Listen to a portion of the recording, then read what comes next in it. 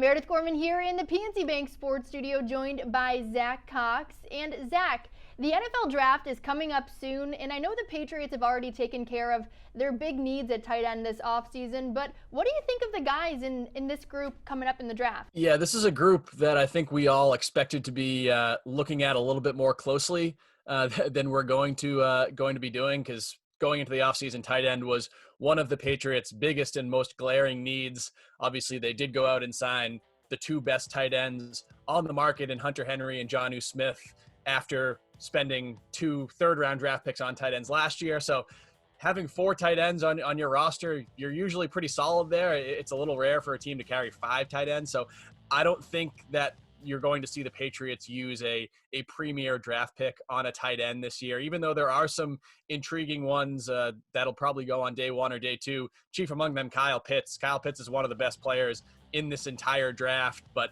even if the Patriots did still have that need, I don't think he would be there for them at number 15. I think he's probably going to be a top 10 pick. A couple other guys, some local guys actually on day 2, and Hunter Long from BC, Pat Fryermuth from Penn State. He's a Merrimack, Mass native.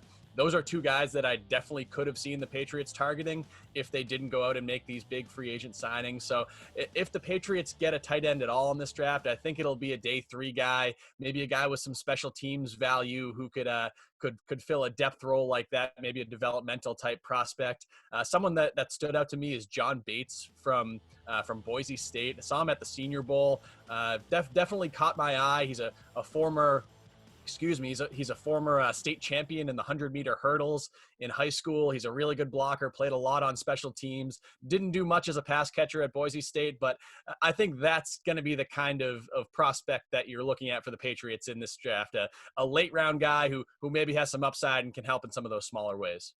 Absolutely. So safe to say the tight end position is not one of the Patriots' top needs right now heading into the draft, which of course is at the end of the month. Thanks for joining me, Zach.